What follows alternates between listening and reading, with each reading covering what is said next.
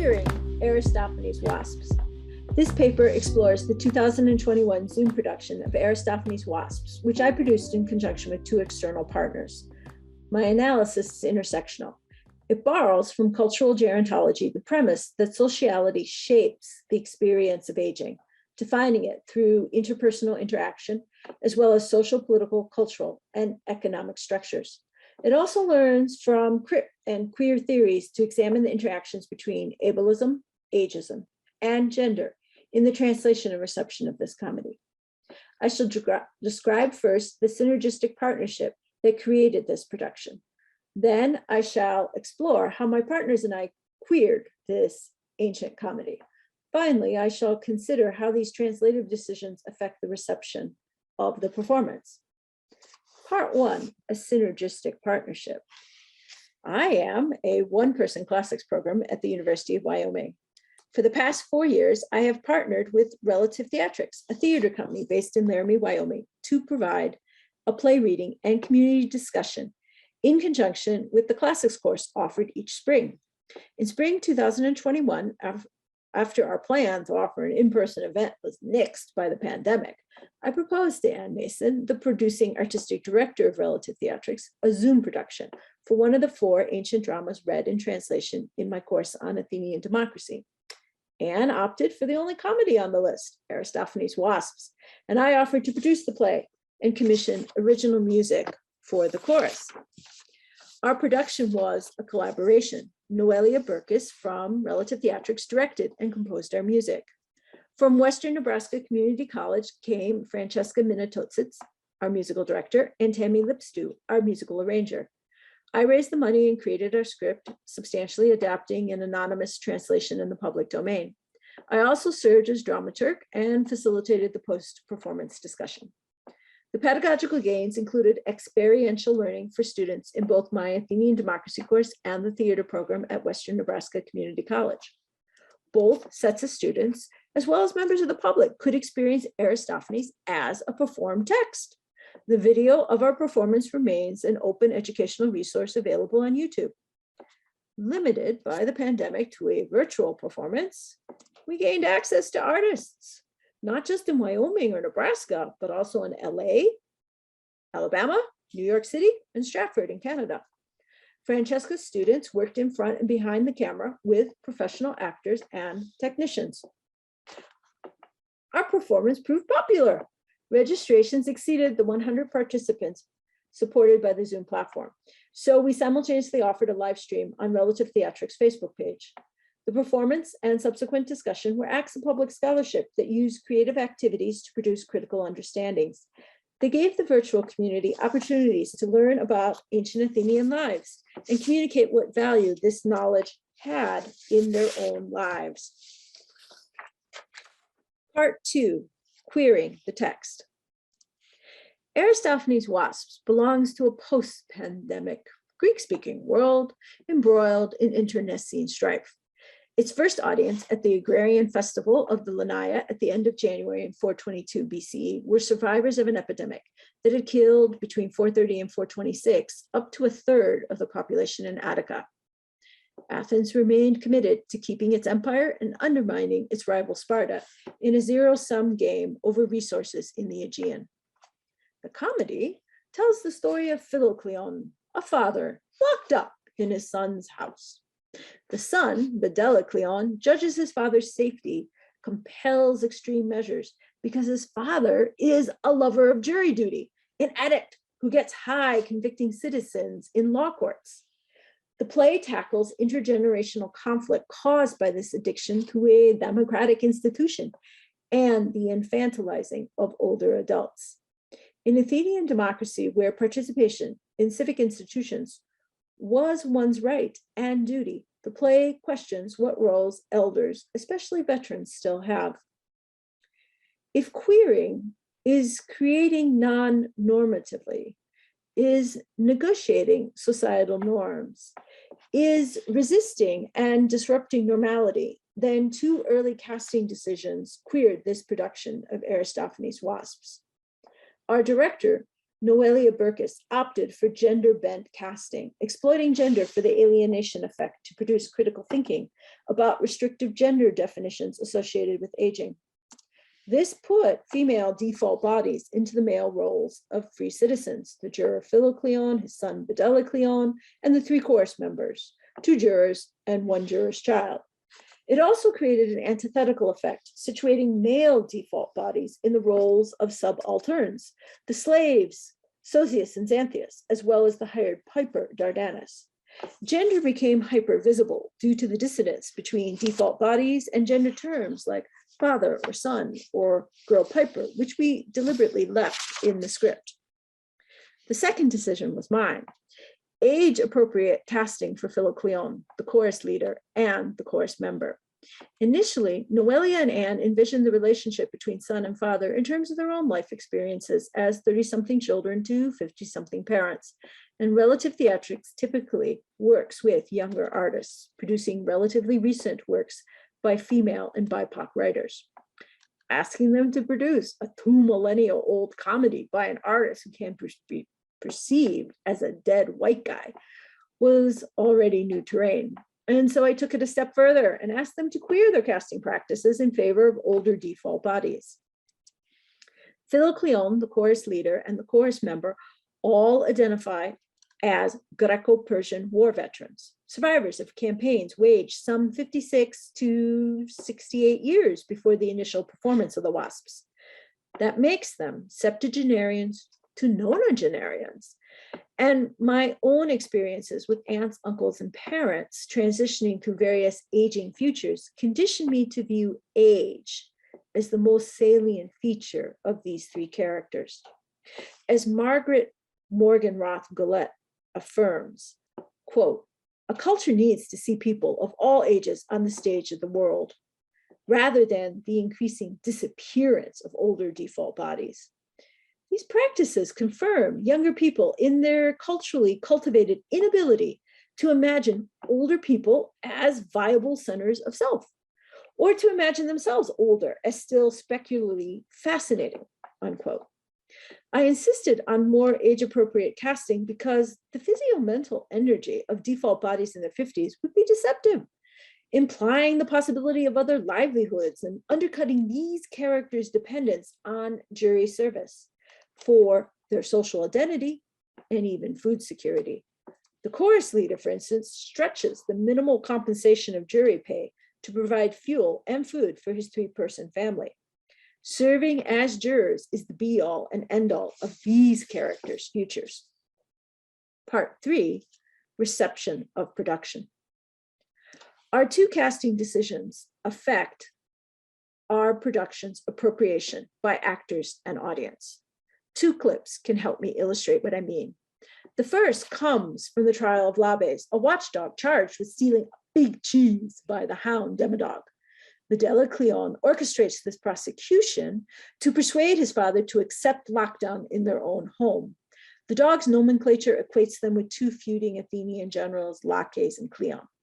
Although he did toy with using masks of contemporary political foes, our director settled on an apolitical route with masks of Joni Mitchell and Billie Eilish, thinking in terms of audience members in those respective generations.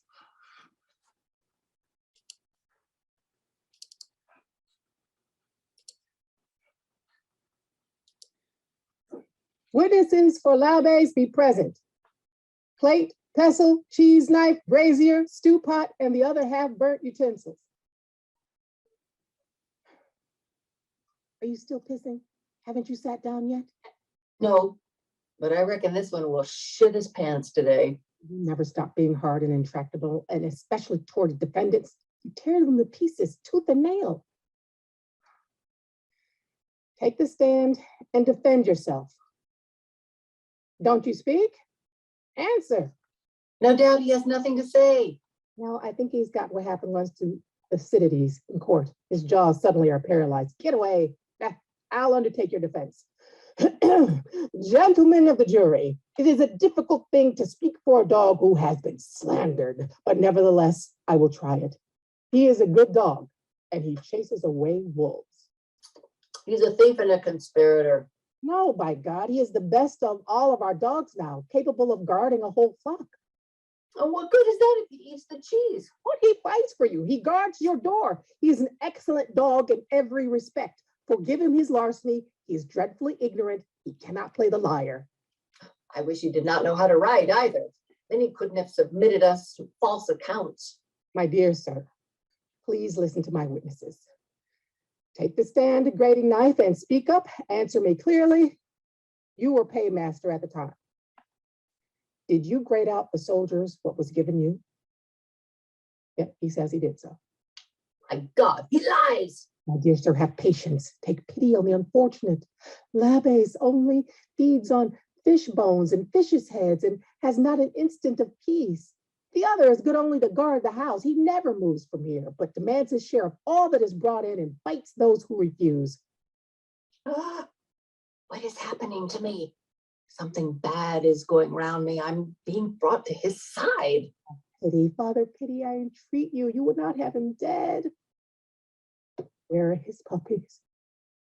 Take the stand, you poor things. Yap, up on your haunches, beg and whine. Come down, come down, come down, come down. I'll come down, although this come down has too often raised false hope.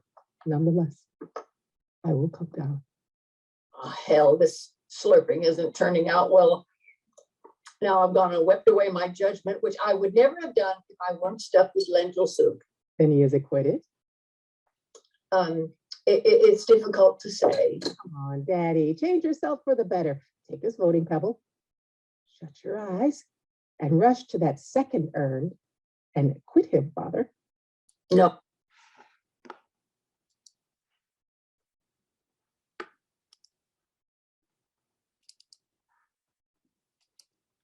For the creative team, this sequence was surreal, Dali-esque, or as I sold it to Ann Mason, Beauty and the Beast on acid. But for one discussant participant, a traditional college-age student, it was a clear indication of Philo Cleon's dementia. That reading confused me because it called into question whether Philo Cleon's perceptions during the trial are a psychosis that his son humors. Upon further reflection, I have a possible explanation. Using the aging subtypes in North and Fisk, I can characterize our casting decisions as young old female bodies performing middle to old male bodies.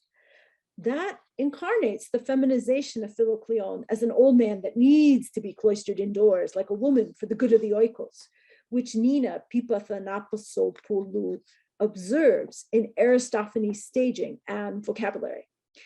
And it highlights ageism, especially for women who in the industrialized world are more likely to outlive men by up to 10 years, and thus are twice as likely to experience dementia.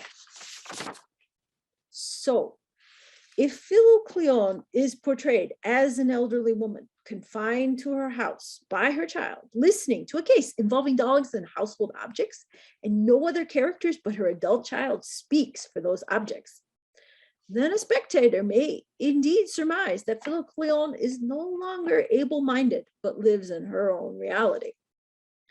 If in 21st century US and Europe, successful aging is portrayed as hetero happiness into the future, what Lynn Sandberg and Barbara Marshall describe as hetero kinship, an active lifestyle in heterosexual coupledom accompanied by happy intimacies with grandchildren, then US audiences would perceive Philo Cleon as aging unsuccessfully. Although Philo Cleon does have a wife and has achieved some reproductive success in the form of a daughter and a son, he is not living in happy intimacy with Bedella Cleon, and there is no indication of a third generation for this oikos. Heterosexual coupledom is not the focus of Philo Cleon's existence. Serving with his age mates as jurors is, and in that state service, they maintain their mental acuity, their able-mindedness, privileging it over able-bodiedness in later life. Aristophanes wasps queers aging futures by thinking about them homosocially. Philocleon finds resilience in the bonds with his age mates, his fellow jurors, and former comrades in arms during the prime of their lives. Homosociality, though, is conceived as a male phenomenon, and gender-bent casting may minimize its reception by actors and audience. In the second clip, gender-bent and age-appropriate casting dramatically affects Philocleon's interactions with Dardanus, the female piper hired for the symposium, where he was a guest with his son. In the Greek text, the piper is naked and young, snatched away by Philocleon just before she has to fellate the symposiist. She may even be intoxicated and incapable of giving her consent. There's a moment in the Greek when it teeters on the verge of a sexual assault. Philocleon tells Dardanus, quote, "You owe my dick here a favor," unquote. Has he saved her from a possible gang rape so that he can rape her? Here is our appropriation of the scene.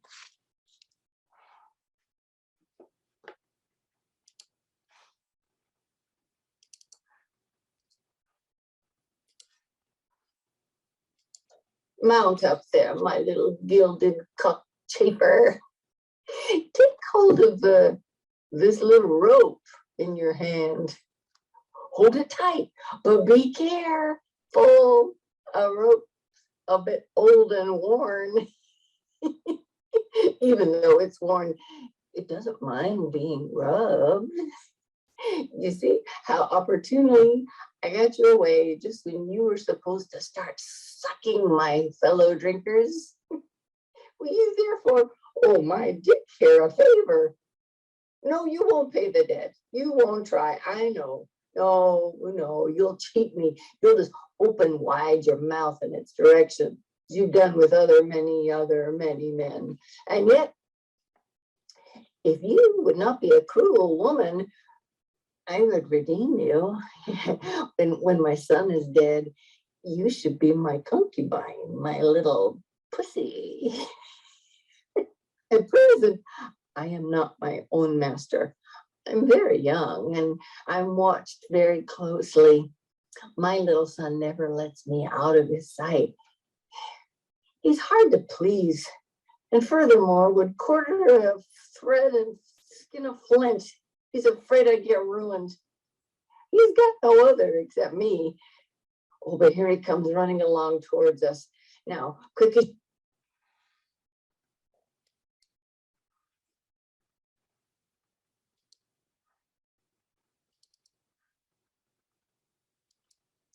kudos to Greta Lambert and Lem Grady for their deft handling of this material. Greta channels a randy, chatty drunk. We may even read her proposition as the verbal hypersexuality that women with dementia can exhibit, according to Di Giorgi and Series, particularly if the trial scene has left us questioning her able-mindedness. Our director costumed Lem to evoke a raven-haired Fabio from the covers of romance novels, and Lem deploys nonverbal behavior to communicate a range of emotions, from too sexy for my shirt, to gagging disgust, to coy boy. Greta and Lem may not quite be Harold and Maude, and Dardanus may be as incapable of consent as Philocleon if they have both been imbibing at the symposium. But note how Lem's Dardanus never shows any fear of a sexual assault, because Greta's Philocleon never poses him any real threat of physical force. If their default bodies were switched, if Philocleon was younger and broad-shouldered, while Dardanus was older, with narrow shoulders, would the scene be as lighthearted? Thank you for your kind attention.